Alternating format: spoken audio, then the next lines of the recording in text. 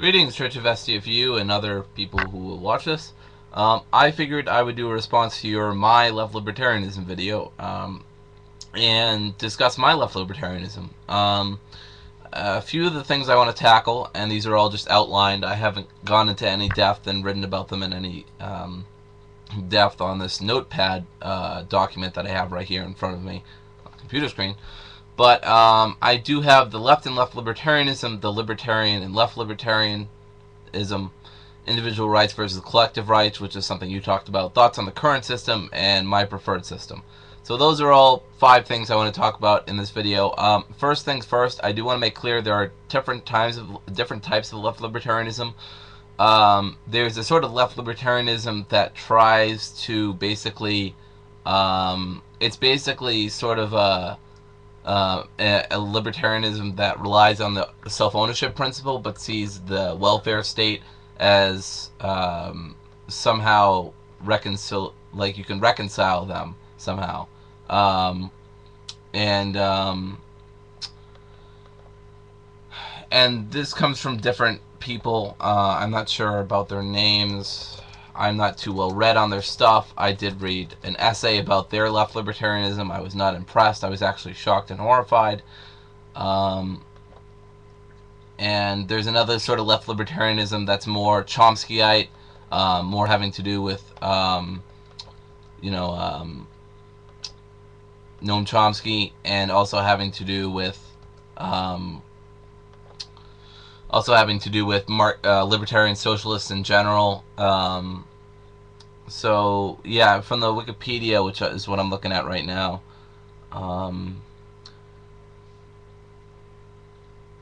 Yeah, so the first one is self-ownership and egalitarianism, which affirms the classical liberal and libertarian ideas of self-ownership while rooting a robust version of economic egalitarianism in this idea. It combines the conventional libertarian idea of self-ownership with unconventional views regarding the ownership of land and natural resources, e.g. those of Henry George, residual claimancy vis-a-vis the firm or both. This approach is associated particularly with the works of scholars such as Hillel Steiner, Philip Van Pargis, Peter Valentine, Michael Osuska, David Ellerman. So,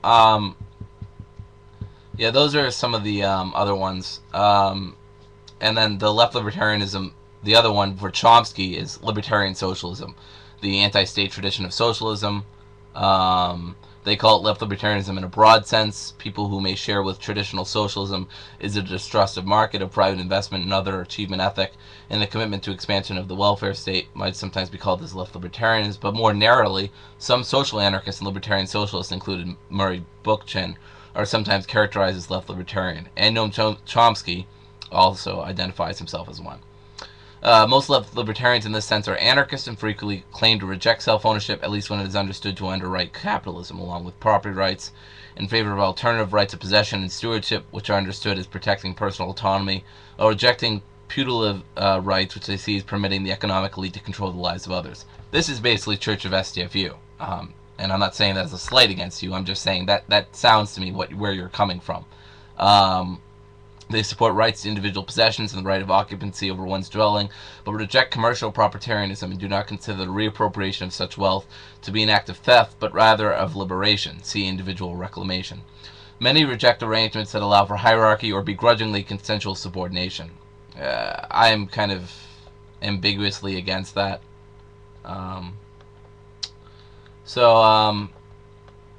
Yeah. And then the last one I'm talking about is non-aggression and freed markets. And this is all, you can find this on the Wikipedia for left libertarianism. I'll link that in the description. But a second contemporary school, sometimes labeled left libertarian, stresses the value of radically free or freed markets, and that comes from William Gillis.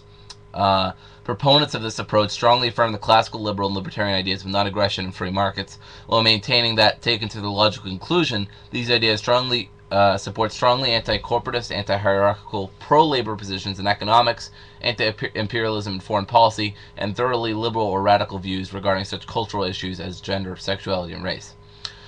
This strand of left libertarianism tends to be rooted either in classical American individualist anarchism or a left-wing interpretation of an extension of the thought of Murray Rothbard. It is typically linked with the thought of scholars including Kevin Carson, love Kevin Carson, Roderick T. Long, awesome, Charles Johnson, Brad Spangler, Samuel Edward Konkin III, Sheldon Richman, Chris Matthews Skibiera, Arthur Silbert, and Gary Chartier. I've read a lot of works for almost all those people except for the last two, except Silber and Skibiera. I've heard Skibiera is very good though. So that's where I'm coming from. It's actually sort of a mix between that approach and the libertarian socialist one. But I don't want to get too bogged down in the Wikipedia article. Let's just say that there are different kinds of libertarianism, and the ones that I've mentioned is where I'm coming from. So I hope that explains a little bit, hopefully. And I want to talk about the left and left libertarianism for me. So for me, it's in opposition to artificial inequality in social relations. That is in opposition to current wage relations, because I see the state as basically monopolizing capital in the hands of the privileged class, the capitalist class, against the laborers. This creates artificial inequality between the two. Bargaining power is heavily reduced. Workers cannot retain the true product of their labor. They cannot bargain as much, and so on and so forth. So that is something I oppose. I also, for me, that means pro-laborist stuff. Seeing that freedom is more than just about the lack of coercion, but also inequality in social relations. So there's an inherent thickness to that. Thick in the sense that I have a bundle of concerns. I don't just have one concern or just a few concerns. I have a whole bundle of concerns. I'm not a hard propertarian. I do not believe in absolutist property rights. I have many preferences towards use and occupancy, but not a hardline one. I'm actually very much a soft propertarian. I believe property is a result of liberty, not the other way around. And just property is the result of liberty. But even then, I think some more use and occupancy stuff is legitimate, and I think that could work really well. I'm against the corprotocracy, the plutocracy, the current capitalist class and ruling class, whatever you want to call them. And I see that they're heavily subsidized by the state. I also see that they're a class in of themselves to be opposed, because they reinforce an oppressive atmosphere within the working environment, unequal relations between the worker and the boss. There's also some senses in which females are discriminated against, and especially in the workplace. So all this sort of stuff. I believe that class theory is necessary. This isn't necessarily a left idea, but it's certainly usually seen as one. So I'm just putting it in there. I subscribe heavily to the agorist class theory. I'll link that in the description. But I also take some other approaches as well when it best suits me. So I have a multi-pronged class theory approach. That unions can be a positive thing. Many of the big-time unions that are helped out by the state and so on, I'm not a big fan of. I think they can still do some good work here and there, but I support things like the AWW, stuff like that. In opposition to things like sexism, racism, and a belief that these things, all of these things, interconnect in a mutually reinforcing oppressive system. Hence my libertarian thickness. And I'll post an essay about that from Charles Johnson, if you haven't read it already, about thick libertarianism. So it's my belief that sexism, racism, and classism, economic inequality, and other things all sort of mutually interconnect into a system of oppression. And to just attack one of these systems is enough. We have to attack all of them. Attacking doesn't mean violently, by the way. I'm opposed to violent revolution and stuff like that. But I just mean attack ideologically, or we show them that there are better alternatives and so on. So the libertarian and left. Basically, libertarian just means here the liberty is the highest virtue, with other virtues attached to it to make it more true and consistent and radical and so on. These other values might be liberty, equality, and, or rather could be equality of moral authority, solidarity, or basically a community in which it's very solidaritarian, in which people see each other in a fraternity or a fraternal sort of state where they want to help each other out, but it's not forced. It's just seen as we're all human beings. We should help each other out. There's a common good, but that doesn't override the individual good, which leads me to my next place. Individual rights versus collective rights. How do we reconcile them? Well, for me, rights don't exist except insofar as they are useful to promoting the goals of liberty, equality, and solidarity. If they fundamentally undermine or are opposed to any of these concepts, and for me, liberty, equality, and solidarity are concepts that I've somewhat laid out before. And I'm just trying to find where I said it. Okay, here it is. That is liberty where people are not oppressed and individuals' liberties are retained. Equality where people are equal in political authority and there is no rule of one person over another involuntarily. And solidarity, that is where people can freely associate and disassociate from each other. It's also more about mutual aid too, and stuff like that. You can read more about that in Towards a Dialectical Liberty, Equality, and Solidarity Towards a Dialectical Anarchism by Charles Johnson. So that's another read I'd recommend. But we basically reconcile individual and collective rights insofar as they are useful to promoting these goals, by basically weighting, the consequences of whether, for me as a libertarian, individual rights do win out always. Collective rights are important, but individual rights are of the utmost important. You can't have any collective rights without individual rights. I think that goes without saying, even though I just said it. So I think to have true collective rights, we need to have freedom of association, freedom to compete, a lack of domination and subordination, exploitation, exclusion, arbitrary exclusion.